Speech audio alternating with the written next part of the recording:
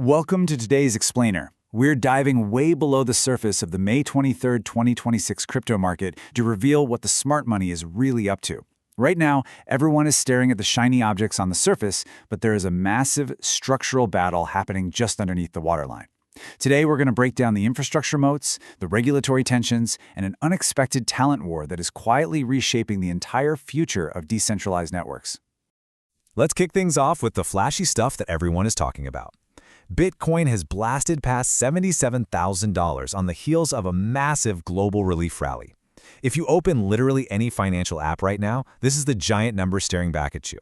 We're seeing intense retail excitement and headlines celebrating fresh highs all across the board. But honestly, I gotta ask you a crucial question as we look at this incredible price action. Is price the only thing that actually matters right now? I know it's so easy to get caught up in the green candles and the total euphoria of a bull run. But to truly understand where this market is headed next, we really have to look past the ticker tape. Section 1. The surface level surge. Okay, so let's dive into this first layer, the highly visible surface currents that are driving immediate retail attention. The catalyst for this price spike isn't some highly complex blockchain upgrade, it's actually geopolitical relief. With Iran declaring the Straits of Hormuz fully open, which eased tensions in the region, we saw a massive macroeconomic sigh of relief. This breakthrough triggered heavy short liquidations and pushed Wall Street, risk assets, and Bitcoin to these fresh highs. It's just a classic macroeconomic reaction. And to throw some fuel on that retail fire, we're seeing brilliant pop culture integration designed to aggressively onboard regular users. For example, mainstream rapper Tyga officially entered the OneWin VIP program. This heavily blends crypto with high-profile entertainment and gaming. It's loud, it's flashy, and hey, it works for grabbing retail attention. But remember, this is really only the tip of the iceberg. We need to look abruptly below the waterline to discover the billions of dollars that institutional giants are quietly deploying. If retail is busy looking at celebrity endorsements and price charts, what on earth are the massive financial institutions doing behind the scenes? Section 2. The infrastructure moat.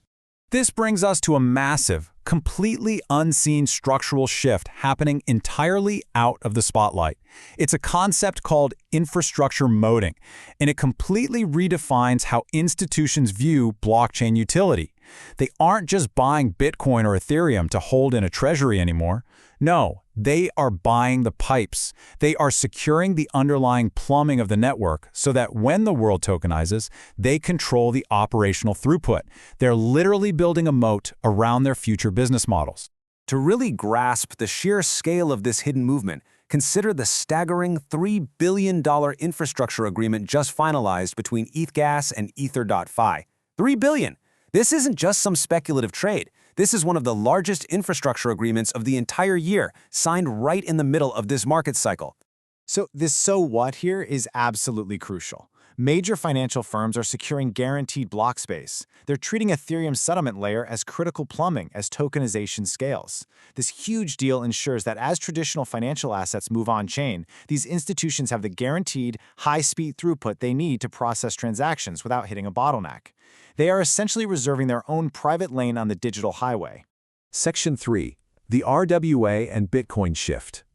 Let's see how this deep institutional current builds across the rest of the market. We're seeing a wider institutional sweep where the whole middle of the market is basically putting on a suit and tie for the long haul. Look at Tok-Edge. They just confirmed a $15 million valuation and debuted a redemption token specifically to bridge private equity with on-chain settlement. Then you have Tubit, launching zero-fee peer-to-peer markets to bypass traditional banking bottlenecks in emerging markets. And StackBTC? They just appointed David Galan as CEO purely to drive an aggressive institutional Bitcoin accumulation strategy. Section 4. The regulatory friction. But listen, you can't have billions of institutional dollars moving around without the government stepping in. These massive capital inflows are running headfirst into a turbulent two-front war. We're seeing some intense ongoing tension. While Congress debates the Clarity Act, which could provide legal exemptions and a defined market structure, the SEC is pushing parallel rulemaking to maintain its oversight authority regardless of legislative progress. So on one side, lawmakers are trying to establish clear rules, and on the other, the SEC is proposing its own independent crypto fundraising rules. It creates a highly complex, dual-layered regulatory environment that every single institution we just talked about has to carefully navigate. Section 5. The talent drain to AI. Now, the second front of this war is arguably even more threatening to the long-term health of the decentralized ecosystem.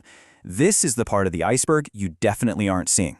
We are witnessing a stark systemic contrast, where the crypto industry is gaining unprecedented capital, but it's bleeding vital human capital to the surging AI sector.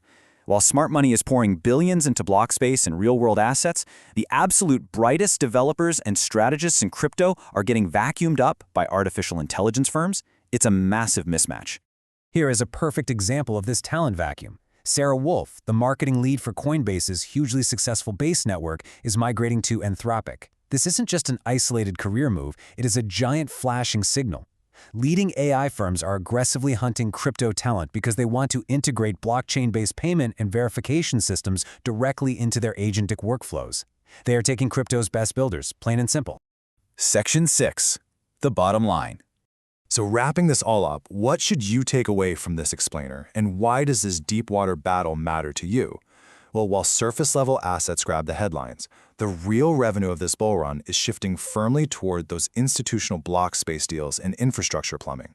As you monitor the market today, absolutely track Ethereum settlement volumes and Layer 2 growth, because that's where the smart money is building its moat.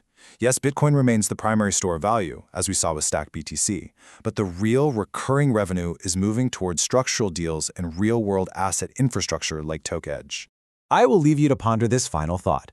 If the industry continues to lose its absolute top minds to AI infrastructure, will we actually see a slowdown in Layer 2 innovation right exactly as institutional capital finally arrives? It's a crazy paradox, right? We have arrived at the exact moment where institutions are finally ready to drop billions into crypto plumbing, but the developers needed to scale that plumbing are being lured away by the AI boom. The ultimate winner of this market phase might just depend entirely on who can actually keep their talent. Thank you so much for joining me for this explainer, and remember to keep your eyes below the surface.